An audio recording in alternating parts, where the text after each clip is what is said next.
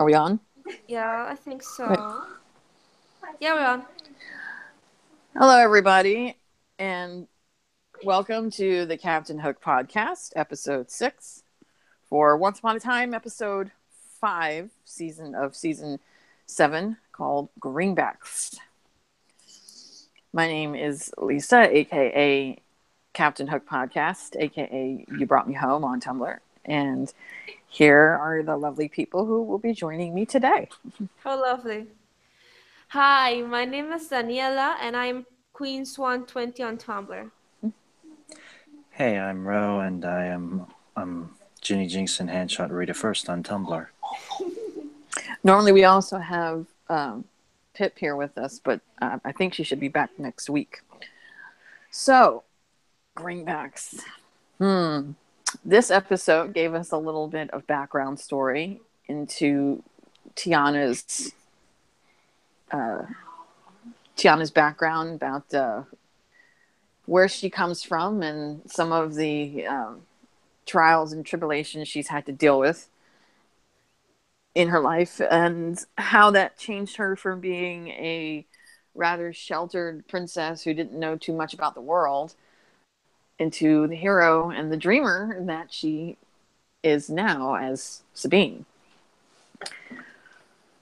Uh, the overarching storyline pretty much has to do with Tiana's background, and it translates into Hyperion Heights in that obviously Sabine and Jacinda want to make more money because they figure if they have a better job, then Jacinda will have a better chance of getting Lucy back and at least attempting to prove herself to Victoria. Of course, Victoria doesn't want that to happen, and she's Yeah. also trying to make sure via her hidden witch prisoner that nobody is able to remember her.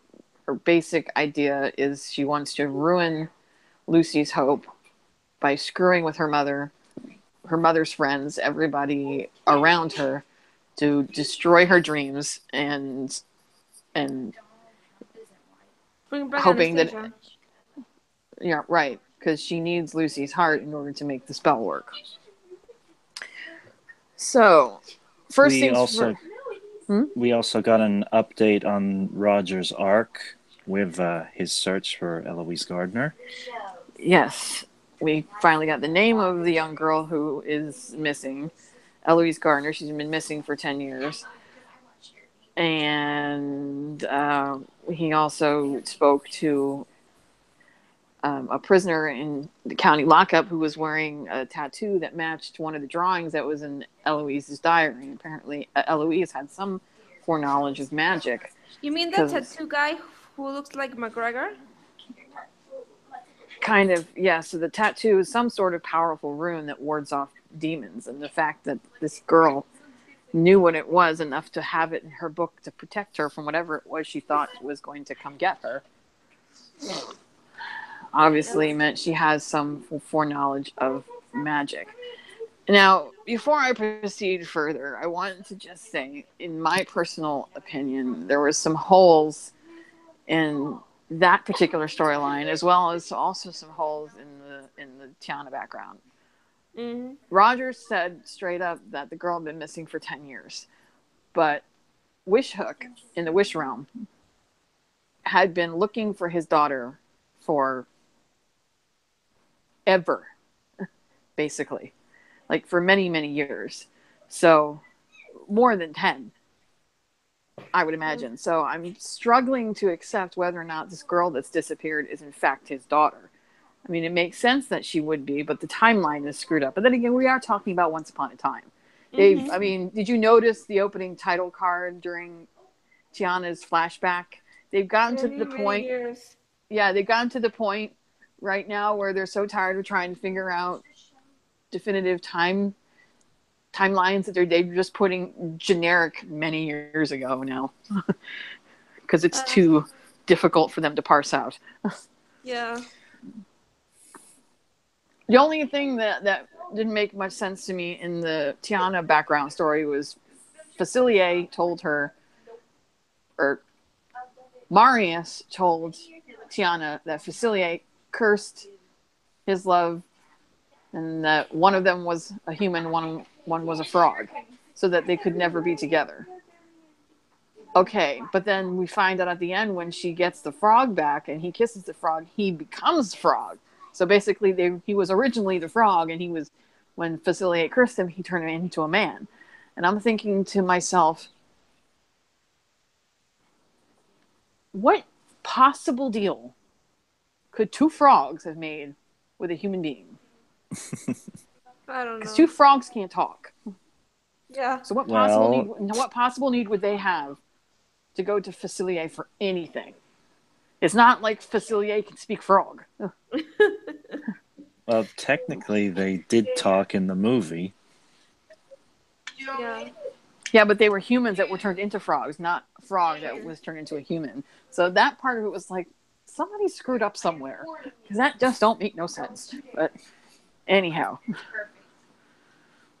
I was like in the part like in season 6 you said season 6 with the whole Gideon and Rumble thing with the whole Facilier and the frog thing. I was hoping that Inigo Montoya was gonna pop up and say, "I do not think this word means what you think it means." It means, yeah.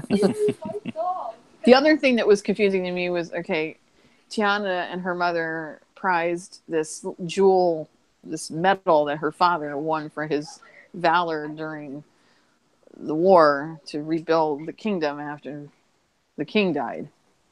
Okay, great. And the jewel, this ruby, this blood ruby, was what Facilier needed to get his powers back, I guess, or something. Yeah. And I'm like, okay, I'll buy that. What I don't buy is why her father, Joe Schmo, who enlisted as a cook and became a soldier and a hero out of necessity. Yeah. Why would he have a all-powerful magical ruby just out of nowhere? Because it was given it to him by the kingdom for his bravery, saving them. Where the hell did they get this magical item? There was whoever threw together this background story made it very I hesitate to actually say this, but background light. Like it was surface. There was no depth to this background. So it was just like, it seemed like it was hastily thrown together to give her some sort of reasoning for being the way she is. But the pieces just don't fit. Like they don't fit the puzzle. Maybe that's just me, but Yeah, and nobody said it's not slime, it's mucus. Yeah. Ugh. You know what? I don't understand is that I think that we're gonna see a little bit more of that of Tiana's backstory in the second part of season 7, when Bean appears, and maybe we'll see what this Ruby can do, and where his father got this king got this Ruby to give it to Tiana's father. Because I hope we can see him, because I don't think this is the last time we're gonna see in flashbacks Tiana's mother, and including in flashbacks only Dr. Facilier. Because I really want to see I more Dr. commend Facilier. the actor a fairly decent job. I just wish that the color in his outfit was toned down just a smidge. Yeah. Because they pretty much carbon copied what he looked like in the cartoon. And I'm looking at this going, well, damn. He was a really awesome villain. And now you just turned him into a cartoon character. Literally. He didn't say how y'all doing after he said a tip off the hat of Dr. Facilier. Well, it's kind of a different accent. I No, I know, mean, but if they that's had British. just toned the colors of the outfit down just a little, so they wouldn't be so bright, he wouldn't have come off as cartoonish. Is it just me? Am I the only one that felt like this? I think so, but nah. I think it's just you and your daughter and my and me and this. There's a kind of a trend I'm seeing with the villains. They tend to be more antagonistic with the princesses. Like Jafar was more Jasmine's nemesis than he was Aladdin's, because the the princesses tend to get more focus. But that's okay. I really love the way the guest guy did the character, like ish. Like he really was trying. I think he this guy watched the movie of Princess and the Frog to study the character because you can't play the character unless you study how the original actor who did it in the cartoon, acted the guy. Because he didn't sing the song "Friends from the Other Side" or he couldn't say the whole frog thing. But I'm very excited to see this guy do this part good. I wish there would have been Omar Epps as Dr. Facile, but this guy does it just as better that Omar Epps would have done if he were casted.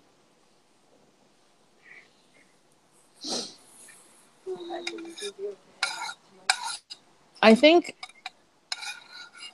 the problem that I'm having with the way that the season is proceeding is that I know that they were trying to take a different tack by Mm, putting them in a big city and making it so that all the characters were spread out so they wouldn't have that intimate family feel like in Storybrooke where everybody is in a small town and they can rely on each other and they're always together. yeah, But the thing about the way they did it in Storybrooke was that they needed that so everyone could connect and that they could always go to each other when they needed help. Whereas in Hyperion Heights, everyone is spread out. It's like real world, you know? So none of these characters really seem to connect with each other very much. They're all kind of doing their own thing. It's like even Victoria, like it's hard for me to say this because Gabrielle Anwar is a favorite actress of mine, but the way that she's portraying Victoria Belfield drives me nuts because there are some times when she's just genuinely nasty, and then there are other times when it feels like she's trying too hard. That's why I like the way that Adelaide Kane is playing Ivy. She's playing Ivy like to a T. But then again, Adelaide Kane also spent 4 years on Reign playing a queen, so she knows how to do it. yeah. She knows how to play Queen just as better than Lana can play the evil queen when she's the evil queen of Regina. If you get me. And I'm still struggling to connect with Jacinda. I'm sorry, but Yeah. But uh, Adam and Eddie in an interview said that they're gonna see a little more connection between Ronnie, Regina, and Jacinda, Cinderella. I think. here you have Sabine who makes these amazing beignets, and she's trying to use that talent so that she and Jacinda can grow their business and make some more money and try to get Vic, out from under Victoria. And then as soon as the first thing goes wrong, what does she do? She assumes that, oh, don't give me hope when you know that there isn't because life can't be that easy, blah, blah, blah, blah. Assuming that she screwed up somewhere and caused the fire. Um, no one could screw up that much. Yeah. Obviously, it was deliberately set. Victoria had it done, and I'm sorry, but was the worst case of secondhand embarrassment ever. Oh my god! She Wreck-It calls the dude Ralph. named Ralph on the phone. Racket. You know that place that's selling all the beignets? Wreck It. I'm like, you did not just say See, that. You this did Wreck-It not just Ralph say is in Once Upon a Time. I can't believe they took a guy from Disney, universe who I never thought shouldn't, and he doesn't even fit in this show. But then again, this is Once Upon a Time putting all the fairy tale princesses and fairies and dwarfs, and then they put a lot of Disney characters who have never been there. They kind of put up in this season, and they had to put for Ron Bell for fuck's sake. So I was surprised when they put Wreck-It Ralph in this situation. So I just try to remind myself that the these characters are cursed, and every now and then their real qualities, who they really are, come out. Because there were a lot of things I didn't really like about David Nolan back in season one. I know. His uncertainty, sometimes his complete blindness to everything that was happening around him, and yet you saw a touch of charming there, despite how annoying he could be in this whole back and forth with Mary Margaret. So I think Jacinda just needs to develop a bit more. I mean, she does have some good parts. I'm just not as invested in her at the moment as I am in Sabine and Rogers and Ivy and all that, because their mysteries are interesting. I mean, we basically know her story. She's obviously Henry's wife, Lucy's mother. I mean, we don't even need to see how that happened. But what's coming for the other characters is what I'm interested in, especially now that Ivy is apparently aware, or maybe she's always been aware, that she is Drizella. What I love about Drusilla is that she's not evil; she's malicious, and malicious always prevails. I thought Wicked always wins. I'm just saying the parallel of what Drusilla's catchphrase would be if she has one. She's malicious. I have to give Adelaide Kane props. What we were saying before, she took what on the surface appeared to be a very one-dimensional, static character who didn't seem to have much to her, and in the course of just in one episode, totally shifted her into a very much more rounded emotional character that people could connect with. Like when Henry and Ivy sat in Ronnie's bar and had that drink.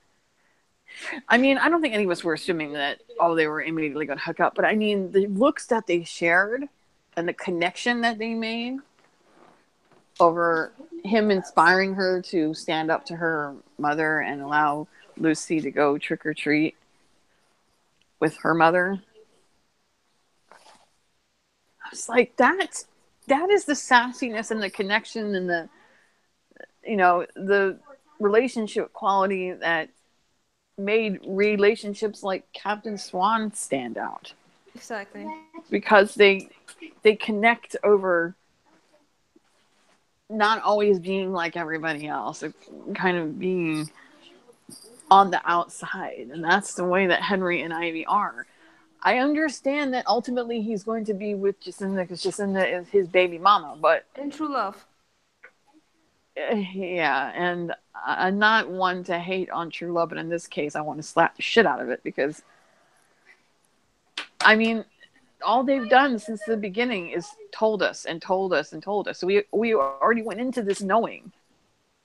So it's almost impossible to connect with her on that level. Because I know that we already know you're his wife and you're the mother of his child. Whoopie-doo. And now and every time that she gets so upset that she wants to run and she hates on and shits on everyone else for raining on her parade, whatever, I just want to strangle her. I'm like, Sabine was trying to help you.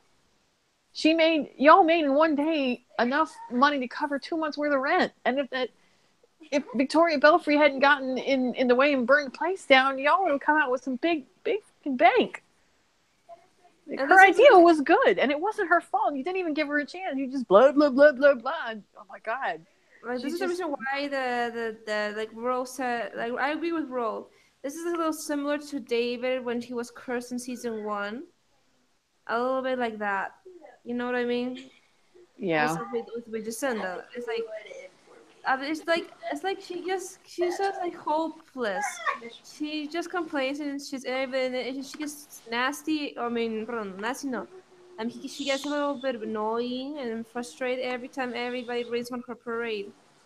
Like it's not the fire. It was not Sabine's fault. The fire was Ralph, this Ralph dude who was hired by Victoria Belfry fault. And I'm like, what the fuck is wrong with them? Ro, are you having issues connecting with her too? Do you find her as annoying as we do? She has her moments. I mean, it's the curse. I just got to tell myself that. I mean, she seems fine in the flashbacks. And I Yeah. mean, she was the one who got the food truck, and she got Officer Rogers to help. Yeah. This is true. I'm just waiting for this. I'm just waiting for this curse to be broken so I can see the Cinderella we saw in the flashbacks because I'm getting pretty much annoyed with Jacinda a bit. I So, feel bad that I'm, they've already got this stuff, like, they've already got things set in stone because when Sabine went into the police station to give Rogers that bag of beignets to thank him for giving him the food truck, like, the look he gave her and that little flirtatious back and forth that they had going on, I was like, damn you, Naveen! Why does there have to be a Naveen? They're so cute together. Yeah. Oh, well. So well, Tiana is the Emma to the fish hook for me, but well, it's not gonna so, happen because Naveen's coming to Once Upon a Time season 7 part 2. so I know this. Lisa, you like Captain Frog? I'm starting to adjust to it. I'm starting to adjust to I it. I keep noticing this like flirtatious banter that they have, and it reminds me a lot of the way he was with Emma towards the beginning. Yeah, They're not exactly antagonistic, but I mean, she I has know. sass and he has sass, and they kind of have this back and forth, which is cool. Yeah. Oh my god. I just love it. Something Tiana is slowly like taking over importance in the show over Jacinda, and Jacinda is supposedly supposed to be the leading Check. lady, but I almost wish there was no Jacinda so it could just be Tiana. She's a much more interesting, well-rounded character than Jacinda. Oh Yeah. God. Well, it's probably a good thing that she's a series regular now. No. Yeah. And also, I thought now, by now, I thought to myself, after 5 episodes, before Once Upon a Time, season 7 premiere follow after 5 episodes, it wasn't gonna be interesting. And now, after 5 episodes of this new season, I'm starting to like this new story putting us through this new season. It's very interesting, very new and juicy. I'm trying to figure out what the deal is with Eloise and the runes that she wrote in her diary and why they're so important and who it was that tattoo guy was talking to on the phone when he Yeah, said, they know about her, they're looking for her, blah blah blah. Is he talking to Victoria or is he talking to somebody else? she's talking to Does it yeah. involve the witch that Victoria is holding prisoner Oh in my her god, building? that's what I like about Once Upon a Time. There's always intrigue, so you don't know happening yet. It's always mysteries. Like you don't know what to expect, and that's what it makes every season, including this one, interesting. Ones to, like keep give you like a chance to keep watching, keep watching. I love it. So, Ro, what did you think of that twist at the end? Adeline Kane obviously played it very well for us to be, for us to have no idea that she was actually her character is actually awake. Did that come as a surprise? Nah, I was kind of expecting it, really. I mean, they already said, like, not to underestimate Ivy, And so, Drusilla. well, both, actually. So I guess maybe Victoria isn't all high up in there, like, in control of everything as she wants to believe. I mean, it was like back in season 1 where we thought was responsible for everything, but when you got into the backstory and how Rumpel was manipulating so many things, even in Storybrooke, you found there was more of a power play between these villains. And that's what I like the dynamics. I mean, if they're not messing with good people, they're messing with each other. Hmm. Yeah. Because some villains don't always work together as a team. I'll chalk one up for a fellow Aussie who's obviously a very talented actress because she did an amazing job. Oh, Oh, yeah. I cried. Oh my God, Rob! But you were in the last podcast. I wanted to hear your opinions on the whole Belle dying, Rumpel up thing. I. No comment. Why? Did you actually watch? Because you told me that you weren't watching I because you didn't care. I watched the Tilly stuff, but I fast forwarded all the Rumbell. I'm sorry, I just don't like that ship anymore. But you're really gonna miss Belle.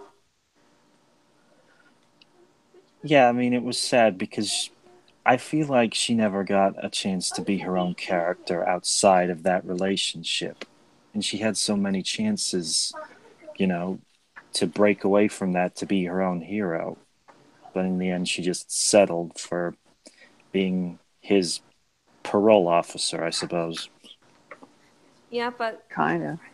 yeah, but I'm very excited. I'm hoping that we can see Gideon.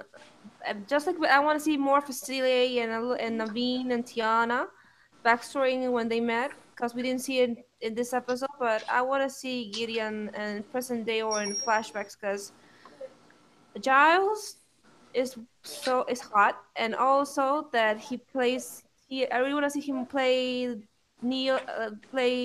Gideon as a hero, not the Gideon who was the dark servant of evil, who always was doing what Grandma Black Boobies wanted him to do. So like, I hope we can see Gideon and Dr. Vasily and a little bit and being more characters Well, we we haven't did seen. see Gideon as a grown adult, and through because he had the influence of his mother.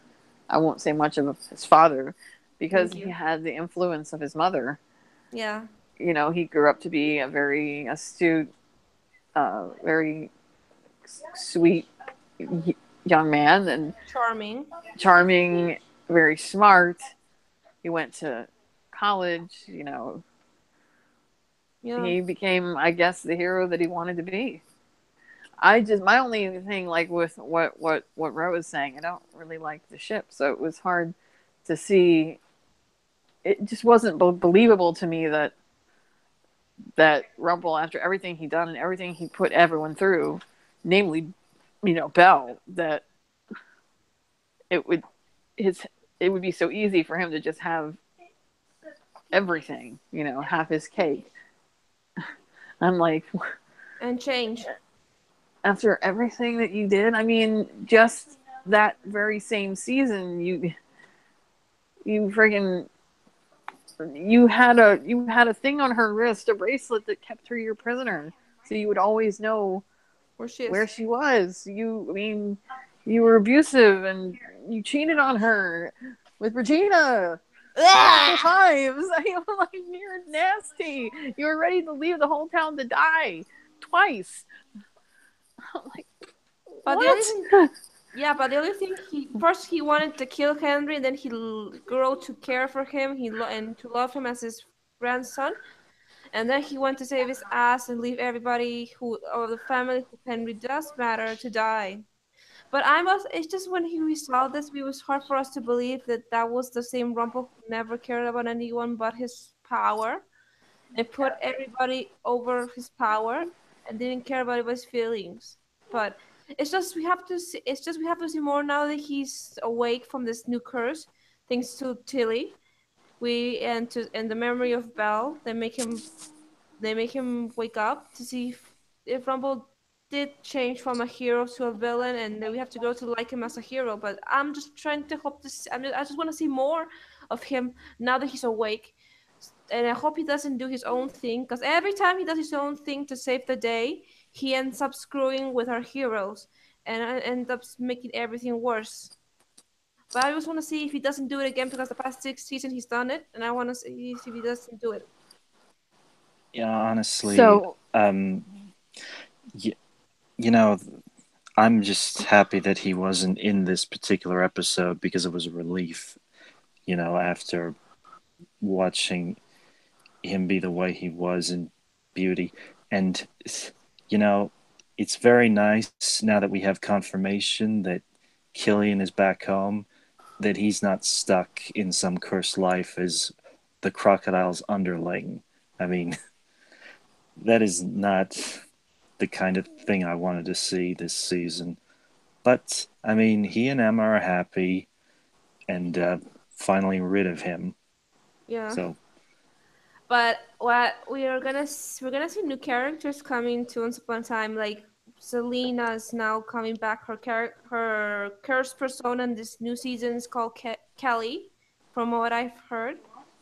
I don't know what the hell she's doing in Hyperion Heights or how she got to the new Channel Force with Robin. Because think that Robin and her are in Hyperion Heights, but we haven't seen yet until episode 8 and 7. They're gonna premiere on the same night, from what I heard. So I'm very excited to see that. And also in this episode, I give this episode Greenbacks like a two like a 9.1, just because of the whole twist and how everybody acts, especially Ivy, aka Drusilla. yeah, I mean, it was a pretty good, solid episode. We got some good backstory for Tiana, who was kind of lacking in it before. Um, but I like to know a bit more about the actual backstory timeline with this whole resistance, like going against the First Order. I mean, Lady Tremaine. I know what you're saying. I like how they relate a little bit of Star Wars in the situation of the Resistance led by Tiana against this new order of Lady Tremaine. I like it. I think that's where she. I think that she and that's where she and Bean met, and how they formed the order, and he and this. I mean this this resistance. So maybe something happened to him, and she's trying to save him, and then that's when she meets Cinderella, and then she meets Wishhook and Henry and Regina. So that and what I like about this is that is like some of the fandom saying that this witch is they're still saying this witch is Mother Gothel because of the looks in the tower and the witch thing with the Quishku mention about his daughter being there. well, that's not the only thing that people cotton on to. I mean, some people think that she's also the witch that kept Hook's daughter prisoner. Some people have also said they think they're fairly certain that Alice is his daughter. Ro, did you see that part of the episode 4 where Tilly was sitting in the hospital playing chess and Kind of hard Rogers to comes miss when you're out on Tumblr. and Rogers comes out and sits down next to her and she moves the Yeah, black rook. So everyone was kind of like, okay, that's not even trying to hide it now. Yeah, yeah. I mean, I hope it's not a red herring. I know. I don't think so. I mean, some people still think that it might be Rapunzel, but I doubt it. Tilly looks to be for how long that he had been searching. for her. She looks to be the right age. Yeah. Because old Hook would probably. I mean, he's a lot younger now, but if he's been looking this long, his daughter could be any age. I mean, the So reason why he became an alcoholic was because he lost her. Like he couldn't. It was after he had had his heart cursed and he couldn't find her. So he'd been like that for quite a while. Yeah. I'm very scared to know who the mother of Wish Hook's daughter is, because I don't want to. I don't know if I'm ready for that. yeah, well, I Well, mean, you just doppelgangers. It doesn't matter because we have our OTP. I know. you just have to remember this is not our Hook. This is a Yeah. different Hook. So Like the fandom, it's like I'm trying to. I remember. I know, but the fandom is like they every time they comment on one thing, they roast Hook, Wish Hook flirting with Tiana, Wish Hook talking with Tilly. I mean Alice. It's like I have to remind everybody nicely for the thousandth time that this is not our Hook. This is not our Hook, and like some of the fandom kind of forgets about it. Some of them already know that he's not our Hook, but some of them like constantly don't remember and constantly are being nasty because they don't want to see Wish Hook with nobody else. There's not a girl who looks or is Emma. If you get me. And Yeah, I yeah, and don't I wanna, get that. and I don't wanna be the police for the fandom, and I'm not gonna be it every time I comment on Twitter or on fucking Facebook. I am not gonna be that. So stop hating on me just because I say a comment about Wish Hope being with somebody else. It's not Emma version of Emma because it's oh yeah, nasty. Ro. I don't know if you had anything that you wanted to say about that. Um, I don't know if you listened to our podcast last week, but I had gotten inundated. My inbox got kind of blowed up with people, or I honestly think it was the same person over and over, wanting me to police other people's tagging and other people's posts because they did not want to see um, Wish Hook or anything having to do with anything other than Captain Swan in the Captain Swan tag. I honestly think it was just bitterness because nobody, the people that don't like season 7 and don't like Wish Hook or the fact that or haven't been able to accept that Captain Swan is gone are just not dealing very well and they're taking it out on everybody else. I understand if that they don't want their tag that they don't want things to be put in their tag that aren't supposed to be there. I get that, but the fact that coming off so damn rude and it's still going on. I don't Tumblr as much as I used to, but from what I have seen, there are still people going in other people's inboxes going, why do you still post about Wish Hook and Tiana and this and that? Nobody wants to see that stupid, trashy Wish Hook. They're even telling people they need to delete their blogs. I'm like, what in the world has this become? Uh, A psycho research team. I've seen crazy shit and nastiness in fandom before, but in before, cause hello, I've been in the Buffy, I've been in the spoofy Buffy. I mean the Buffy and Spike fandom. Please help you. But this is nastiness. Like he's not the real Hook. The real Hook we know and love is in Storybrooke with Emma gonna have a fucking baby, and you're just being nasty to other people who like it, who are watching it. You're not watching season 5 because you don't want to, and you don't like the storylines they're given to. Then there's the door. Don't Ro, click delete. Change the Ro, channel. did you have any thoughts about this? It is what it is. I mean, that they wanted to continue with this season, and Colin wanted to continue, and fine, I support him for that. And it's just a different story with a different hook, and I don't see why that should be such a negative thing for people, and why they need to start attacking people who are still interested. I personally don't think that anyone in the CS fandom would stoop as low as to make any racist comments towards Mikia Ox or anything like that. I saw one particular post that suggested the idea, and I said, no, we are better than that. We are not the Flash fandom. We are not Thank those Iris haters. We would never do that because I like to have faith in my fandom. but maybe there could be the odd troll out of us. There is in every fandom, and we just have to do our best, focus on the positive side. 'Cause I think I remember reading that post and your response and saying that they were upset that people were trying to whitewash the relationship because she was supposed to be with Naveen in the cartoon, so she should be with Naveen in the show and not with white dude Hook. And I'm like, all right, I understand that she was with Naveen in the cartoon, but if you're saying that she can only be with Naveen and that anything else is whitewashing, that's not coming off very good either. You're advocating that there can't be a mixed race relationship on the show, and Like, that's not true. yeah, excuse me.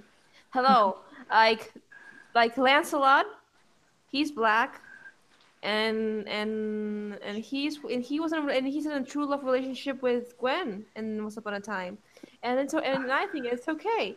What I don't like is the wash relationship that these people want, because two people are from different races, and I think that's racist and stupid and nasty, and I don't like it at all. And Seriously. even more than that, I mean, the main characters in this season, Henry and Jacinda, mixed race. Hello, So you really can't. Yeah, and they have but a I daughter. think it's more just bitterness that people are having a hard time. Letting And I'm go. not just saying, when I say people, I'm not saying everybody in the Captain Swan fandom or even everyone in the Once fandom. I don't want to generalize this. I think it's just some people are having a hard time moving on and a hard time accepting change, that things are different now and they don't know how to deal with it. Yeah, Maybe I keep telling them if they can't stand watching it, use the remote, shut it off, change the channel, but yeah, maybe they just want to hate watch just because. Honestly, you do you, but as I had said in last week's podcast, that is not what this podcast is for. Do not come into the podcast in inbox. She didn't come into my regular blog, my you brought me home blog. She came to the Captain Hood podcast one, into that box and just started blowing it up, asking me to police the whole fandom. I'm like, whoa, don't please do not drag the podcast into that, because that's not what we're here for. We're not here to be cops. We're here to just talk about a show that we like to watch and about an actor that we're fans of, and that's it. yeah. Only Rogers can be a bad cop in the good way, if you get me, and a good cop in the hero part, but not us. So, putting all the negativity aside, aside from the episode, we know that right now Creation is having another convention in Burbank, and today Woohoo! is Colin and Jen Day because it's Saturday. Um, I saw the questions for their gold panel, more of the standard stuff, but there was some interesting answers, like about how um, apparently Wish Hook does not have Colin's scar. They made a creative decision early on when they decided to keep Hook in, or Wish Hook in, that they were going to fill in his scar so that his face would look different. So apparently, however Hook got the scar, it must have happened like after their paths diverged. Uh, let's see. She made a comment about how difficult it was to use the bathroom when they had Enchanted Forest scenes and she was wearing an Enchanted Forest dress, and that she had to Wow. kind of drag it along behind Yeah, her and then pick it up and carry it into the bathroom. the porta potty, because when they're out in the forest, that's the only thing that they can have out there. The four That jump? Yeah, Wow. that was kind of funny. And Yeah, he kind of gave her this look with the raised brow. You know how he does I his know. raised eyebrow, and she was like, I love "Wow, I it. haven't seen that in years." I'm like, "Really?" I love when he does the razor, when he does the brow with the eyebrow thing. I die because that's sexy. He does it more sexier than Dwayne the Rock Johnson. And apparently, I could tell just by the look on his face. Poor guy, been up since 2 o'clock in the morning. Well, he finished working at 2 a.m. and then flew out. to Burbank for the convention. He looked Yeah, pretty exhausted, poor guy. I know. But he's a mensch. You know, when he's committed to doing Shit. something, he does it. And like, Such a sweetheart. I know he will always be the man who always put all men in this planet on double standards, and till the day he dies. And he was also wearing all black, black Yeah. jeans and a black T-shirt. Yum. Was the pants leather? No, I don't think he wears leather pants in real life. Don't you remember Uh, when he first started playing Hook that he said it was weird for him to be wearing leather pants. I mean, he's gotten used to it now, but before it yeah. was very weird for him. But he looks so sexy with it. So, what else did you hear about the Burbank thing? Oh, I wasn't put on some Well, home. they asked more questions about the CS baby, like what would the baby's name be? What kind of cravings do you think you would have? And she said something about ice cream and bacon or some shit like that. I don't even know. Mm. But you just more of the standard questions, like what's your favorite line? Blah, blah, blah. It's like, you know, that question's been asked like 5 gazillion times, right? I know, because they have nothing else interesting to ask her. If you know what, it would have been interesting, and they would have asked new questions if Jen would have still be on the Once Upon a Time character as Emma in season 7, and as part of the regular cast. They would have asked newer questions if she was still as a regular in Once Upon a Time in season 7. But no, since she's not, she's on the guest starring. If she is, Well, then, like, that's why they're not asking this new things, because it's for that reason. well, they did ask her about her new project she has called Fables, because I Yeah, think everybody had this misconstrued notion that it had something to do with fairy tale characters, but it doesn't actually. It has to do with it's anthology, like yeah. a bunch of different stories Straight in people, one gay movie. people, Yeah, straight and people, transgender, I and love it. That's what I different like. kinds of stories. That's what I want. That's what everybody wants: diversity in a movie or in a short film or in a TV show. Like, I'm very and also Jennifer Morrison and Colin said in this Once Upon a Time con in Burbank today that they will be so damn on board for a Captain Swan spin-off Oh yeah, series or I movie. was just about to say that she's asked if she'd ever do a Captain Swan movie spin-off type thing, and she was like, yeah, yeah. I'm like saying, Yeah, please, please, please, please, please. After season 7 ends, please, Jesus, I want it. I give it. See, for her to say that tells me that there is a very distinct possibility that towards that the end of the season, if this is in fact the final one, which it probably will be, Or if there's gonna be an eighth that she season that she will most likely come back as for Emma. one more episode just to Oh, show Henry and Jacinda going home to Storybrooke and yeah. meeting the family. So And we living could see, happily ever after. the Captain Swan child. Because by then, it won't be a baby anymore, it'll be a child. Yeah, I would have. yeah, It would have been funny to see how when Emma's giving birth and Cook is giving her hands, how nervous he is. Emma giving birth and Emma getting nasty when she's in pain of labor. That would have been so fun. It would have been very interesting to see, including them when after the baby is born all together, happy. but given the messed up timeline, I don't. I mean, there's always a possibility that this Captain Swanchild could show up in Hyperion Heights if we have a grown-up Robin somehow like showing up for some reason with Yeah. Zelina in the coming mid-season finale. Mhm.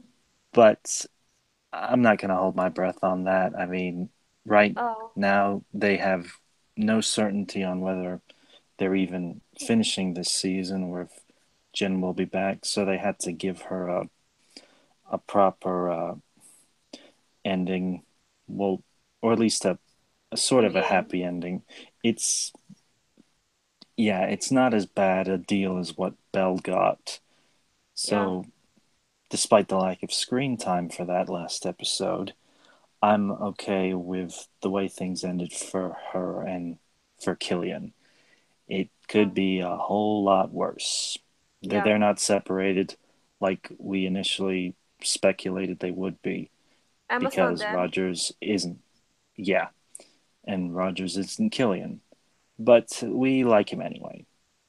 Yeah, but I'm very excited to see I just hope I I hope that I'm in low expectations for Emma to come back, for Jennifer to come back in the second part and the end or in the finale of this season next year. And if there's a season 8 with new beginnings and new adventures and storybook once the new curse ends, once they defeat Tremaine and Drusilla, if Drusilla still stays as malicious as she is now, and that. But I'm just gonna enjoy season 7 once it lasts, because with Em and Eddie, it's always once upon a time it's always full of surprises and plot Mm, holes and a lot of plot holes.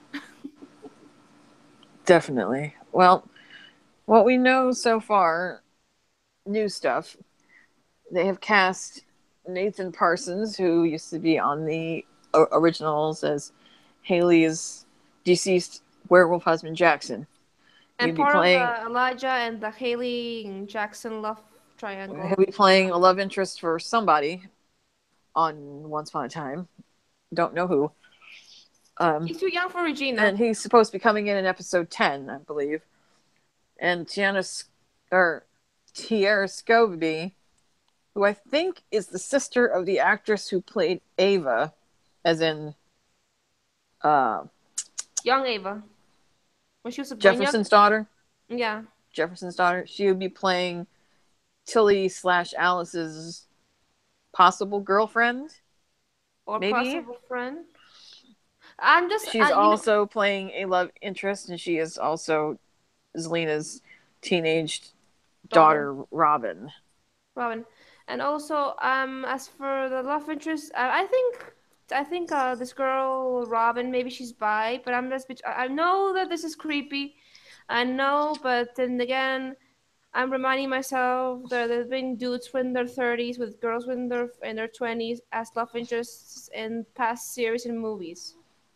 So I'm thinking that the maybe Robin, Selena's daughter, now that she's played by Tiara, is the true love interest for Wish Hook. I think. I think it's just my opinion. Don't bash Whoa, on me. that's Robin the Cradle. Mm-mm. Because he's not Wish. He's not our Hook. So I don't have any reason. Daniela, Robin at this point. Robin was a baby at the end of season 6, and only what 10 years have passed, maybe But 12.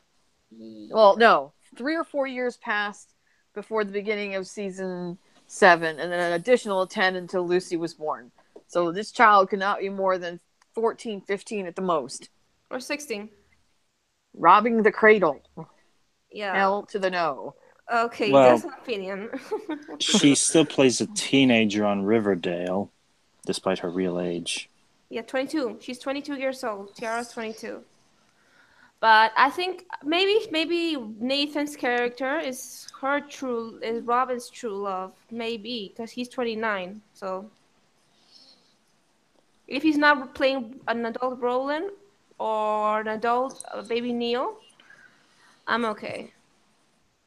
Well, it can't be Roland because they're brother and sister. I know that this is not Game Yeah. of Thrones.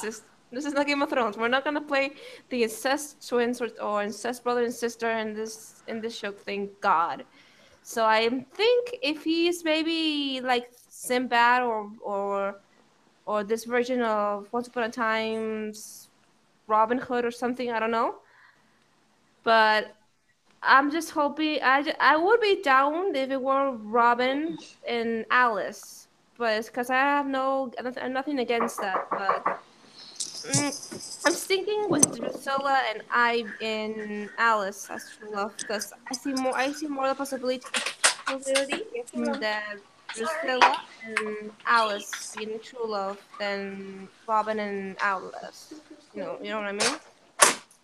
Yeah, You, And we know for a fact that Rebecca Mader has been filming this week as Yeah. Kelly. Zelina for at least one of the episodes that she was in. I know she's supposed to be in for more than one. I know. I love the whole pictures and memes that Bex has done with the rest of the crew, especially with Lana, who she has like a this amazing friendship that they did. And I've seen like, and I'm very excited to see Rebecca back because no one can play Selena as wicked and as goofy now as a hero, maybe as Bex does, because she's like the best of the best, and I love her, and I missed her. I thought that she was never coming back, and I'm so happy to see her in this in the eighth witch episode in season 7. You know what the ironic thing is that for Tara Scoveby's character Robin, Mm-hmm. in the announcement they described her as a good girl, a really good person, like a good girl who yearns to be a bit of a rebel. And I'm like, you are talking about the daughter of the Wicked Witch, right? Yeah. Well, she's half Ri- Robin. Yes, it's like I, no, she shared her I father's know, but she was goodness. raised mostly by Zelina and Regina, so I'm like, you are talking about a child who was raised by the evil queen and the Wicked Witch, right? Maybe it's because she inherited her father's goodness and his righteousness. Because Maybe. I mean, I'm not saying that Zelina is inherently bad. I'm just saying no that as as much as she tries to be good, she's also in her own. She's always got that kind of wickedness, because that's her. wickedness about her because that's just her way, you know. Yeah, so Robin is a villain kid. She's not a good kid, a hero kid, like the rest of the Roland, like her brother Roland, like Neil, But she like has grown up to be a good kid. Apparently, she just she she's wants to late. be. Yeah, she wants to get out of the label of being a villain kid because she wasn't born as a product of true love like the rest of her friends and family were. Cause Next week's episode, or this coming Friday's episode, wake up call. is called "Wake Up Call." What we know for certain is that this is supposed to be the episode where Regina comes out of the curse Yeah, and on I'm her very own. excited to see it because what does and I think Drusilla's like mix a potion to make her remember or make her come back as an evil with the evil queen or something because she wants to say now I want to see how powerful Regina truly is or something like that. But I'm very interested to see and also how Drusilla and Regina were talking having like a pep talk where Regina was telling Drusilla about how revenge and hate made her do horrible things and how she regrets it. It's like it's like Regina's trying to be the mom to Drusilla, and I'm like, I'm like, that's interesting. But what's very interesting is to see what happened to Regina now, now that she's in this new Enchanted Forest with Henry and with Wishhook, and see how she started to evolve from how she was in Storybrooke to how she is now, even though she's cursed as Ronnie. we'll Well, see. I guess we'll see. But see, she had to see the picture first. While she was questioning what Henry was saying, she wasn't quite all the way there yet with it. Once Yeah, she saw the picture of herself with Henry in Storybrooke, now she's really starting to wonder what's going on. She's more open to the truth, which is how Drusilla is able to do what she needs to do yeah. to wake her up. But I guess we'll see more of that in Friday's episode. I'm very excited because I want to see how evil, I mean, how malicious Drusilla can be, and who truly is this witch she is partners with, and I want to see how our heroes are evolving, and I want to see more interesting stuff between um, Jacinda and Henry, and I want to see more of Lucy because I'm starting to love Lucy. She's such a sweet girl, and I want to see the dynamic, how Regina wakes up, and what this scene between her and Drusilla in the past or in the present, and how that evolves. Because I bet this episode is gonna be just as better than this episode, or in between. Well, I guess we'll have to wait and see. So, do we have Yeah, final thoughts? Final thoughts. it was a good episode, and I like Tiana, and I'm glad that Makia is a series regular.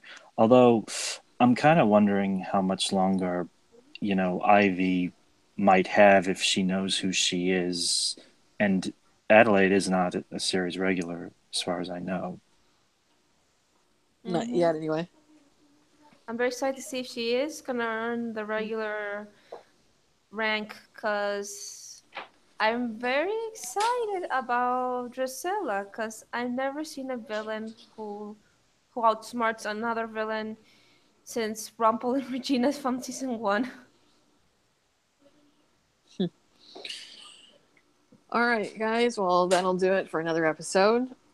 And if you would like, please go ahead and actually tomorrow or Monday I will probably post a sign up and question post for episode 7, which in which we will be discussing episode 6, wake up call. So if you'd like to join us, we have plenty of slots open. So go And ahead and again, sign up. this is not a place for people to be hating, and nobody's gonna be a policeman here. So no comments on the hating, please. All right, guys. We'll talk to you all next week. Bye. Bye. Peace out.